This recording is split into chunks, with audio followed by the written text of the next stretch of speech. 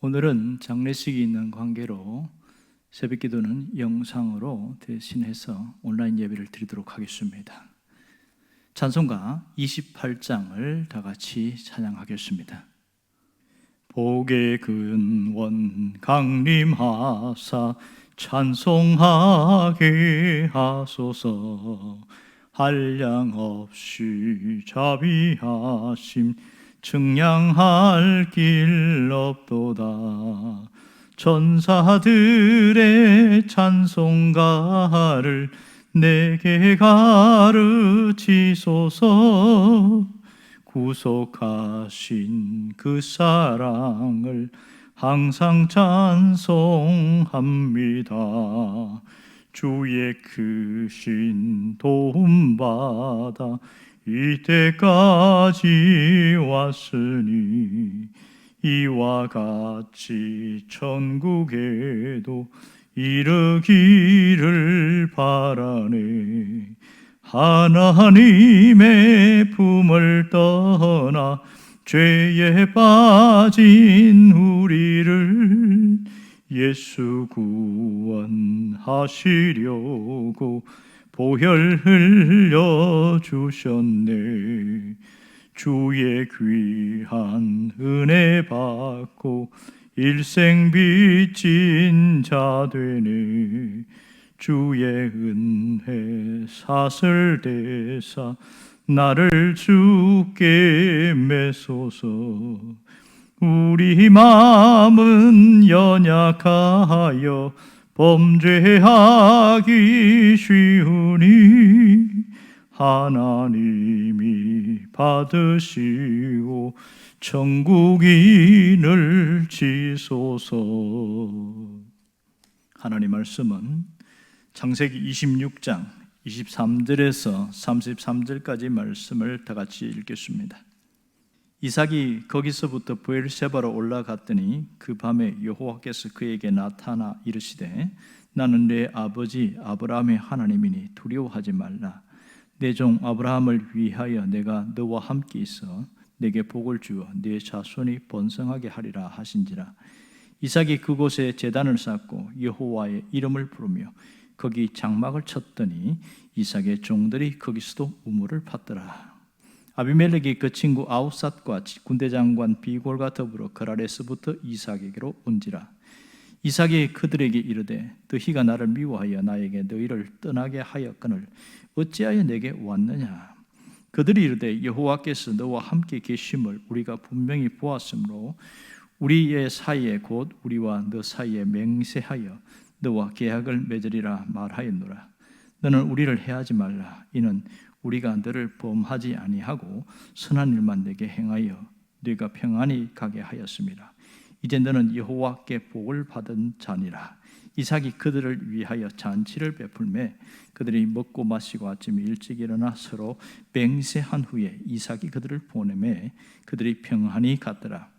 그날에 이삭의 종들이 자기들의 판 우물에 대하여 이삭에게 와서 알려 이르되 우리가 우물을 얻었나이다 하매 그가 그 이름을 세바라 한지라. 그러므로 그 성읍 이름이 오늘까지 브엘세바더라.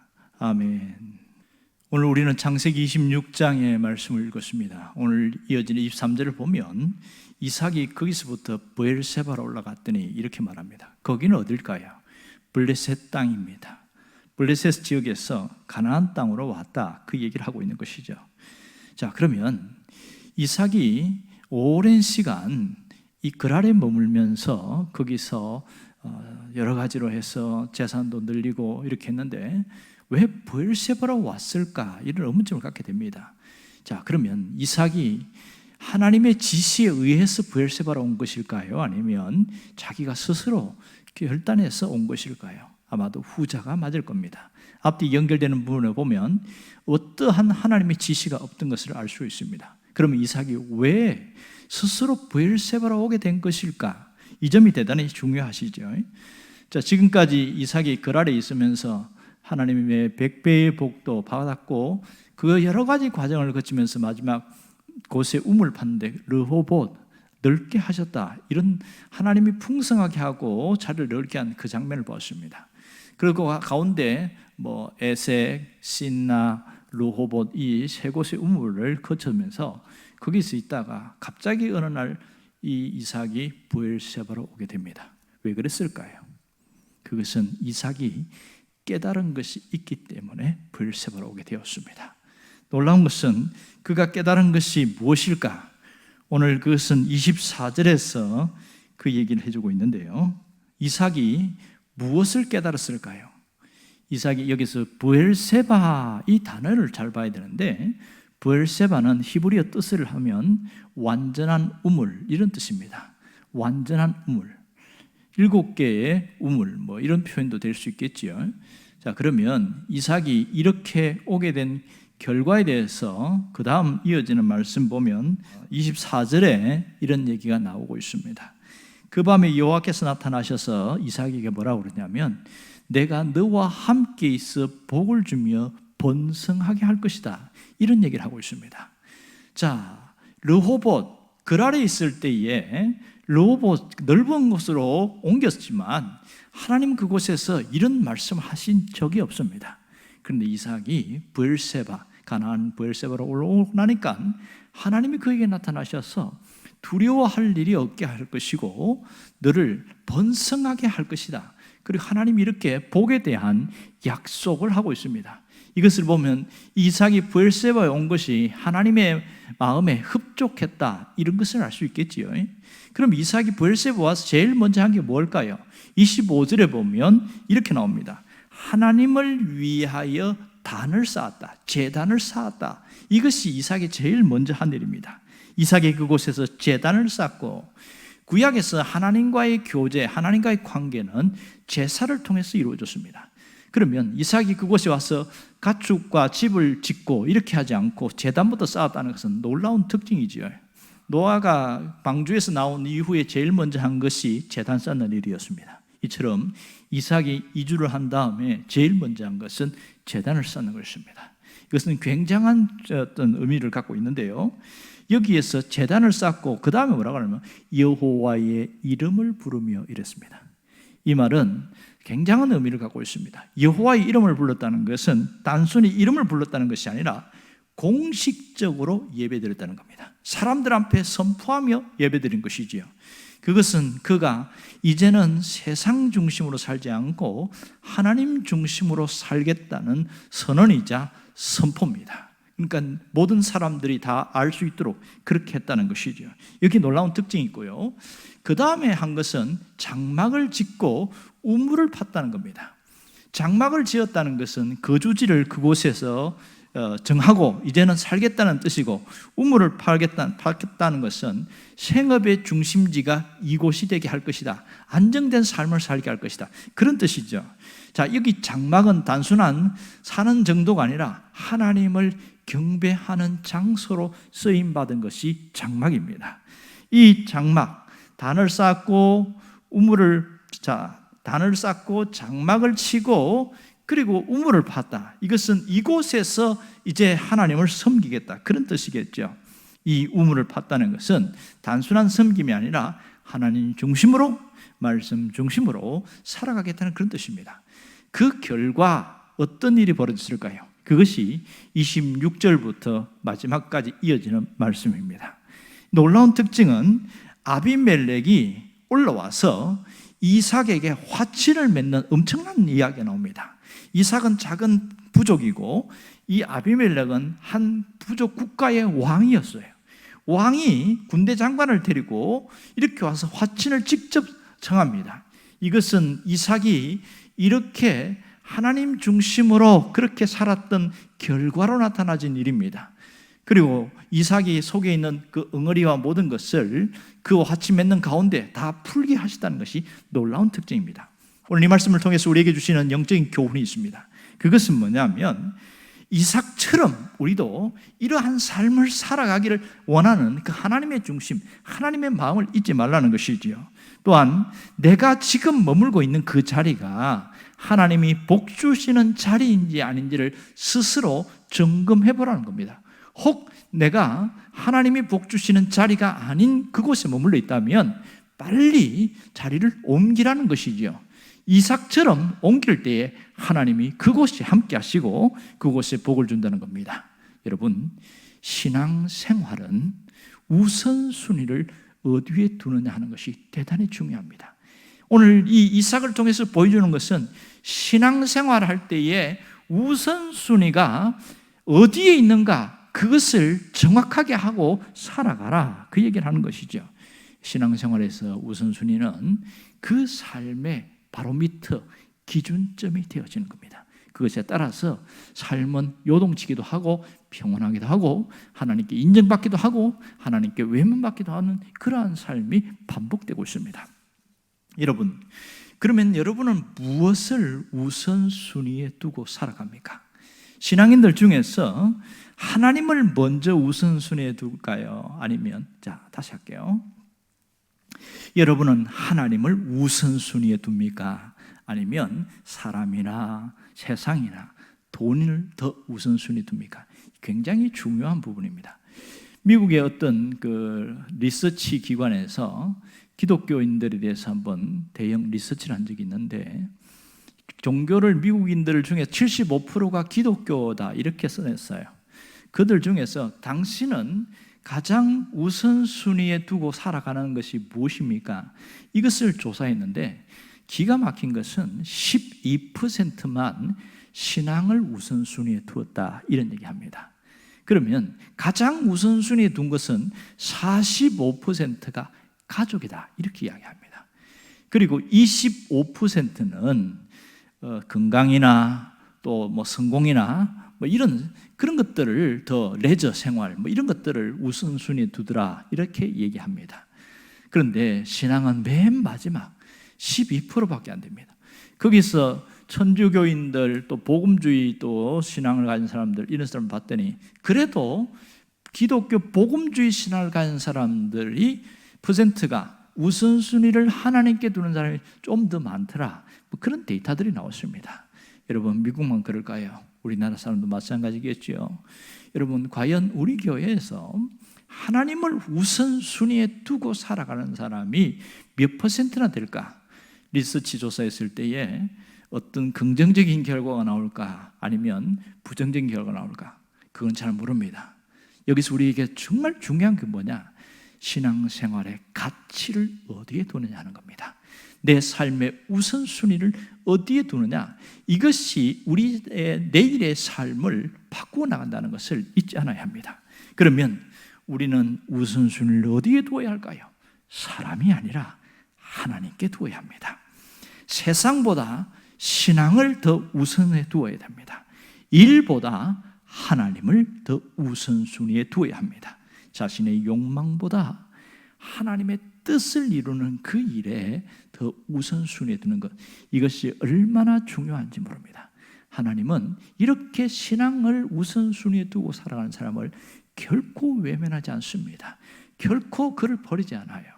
어떤 아이가 있었는데 자기가 아주 오래전의 이야기입니다만 녹음기를 갖고 이렇게 막 갖고 싶어서, 아빠 나 녹음기 꼭 갖고 싶어요, 뭐 그렇게 이야기하는 거예요.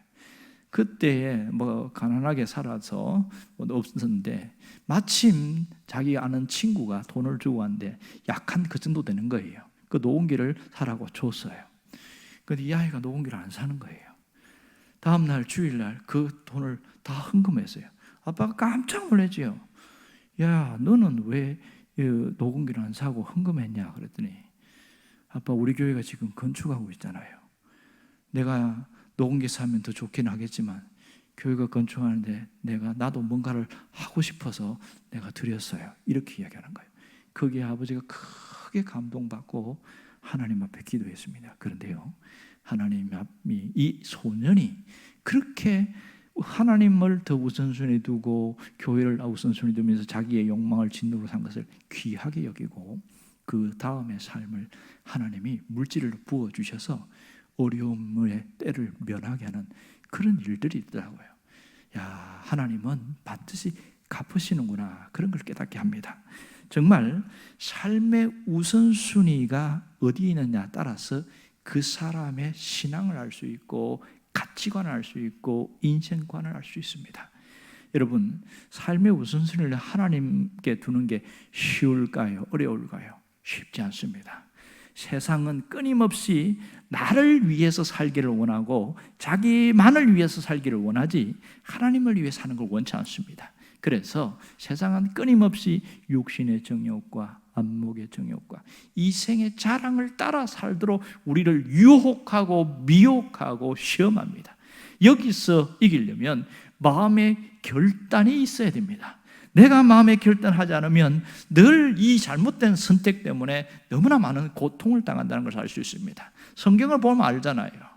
하나님의 축복된 사람이었지만 에서는 장자의 명분보다 팥죽 한 그릇을 소중히 여겼습니다. 하지만 야곱은 장자의 명분을 귀하게 여긴 것이죠. 물론 과정은 옳지 않은 부분이 있지만 그 중심은 그렇다는 것이죠.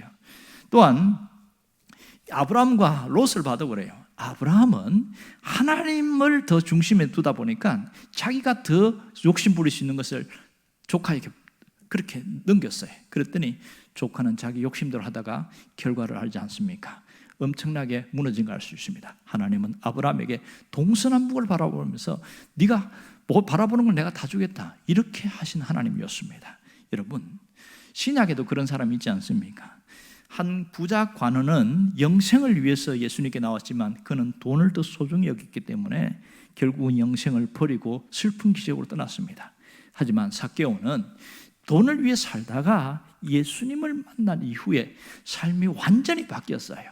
그의 삶은 자기를 위한 삶이 아니라 뭔가 주님을 위해서 이렇게 우선순위를 살다 보니까 사람들에게 굉장한 인정을 받게 된 것이죠. 우리가 하나님을 우선에 두고 신앙을 우선 두는 것은 정말 가치 있는 일이고 소중한 것입니다. 여러분, 우리가 이것을 잘 기억해야 됩니다. 르호봇보다 브엘세바를 더 중요시해야 됩니다. 르호봇은 이삭이 블레셋에서 자기가 넓게 풍성하게 여유를 거둔 것을 말하고 브엘세바는 가나안 땅에 왔던 것을 말합니다.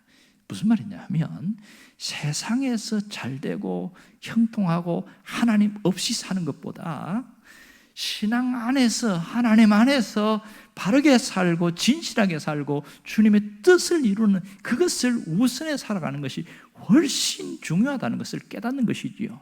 이걸 깨닫는 사람은 삶의 방식이 완전히 다릅니다. 여러분, 브엘세바가 어디일까요?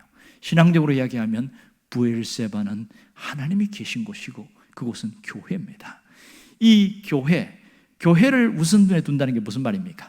예배의 중심으로 살아간다는 것이죠. 말씀 중심으로 살아간다는 겁니다. 이렇게 살아가는 자에게 오늘 이 이삭에게 주신 하나님의 복을 받을 수 있습니다. 그것이 뭘까요? 보장의 복입니다. 너를 두렵게 하는 일이 없게 할 것이다. 세상에 살면서 두려운 일이 있어요. 하나님은 브엘세바가 왔다고 해서 모든 대적과 두려운 것을 면하게 해주겠다 하지 않았습니다. 네가 두려워하는 일이 일어나 이것을 내가 막아주고 보호해 주겠다. 잠깐 보세요.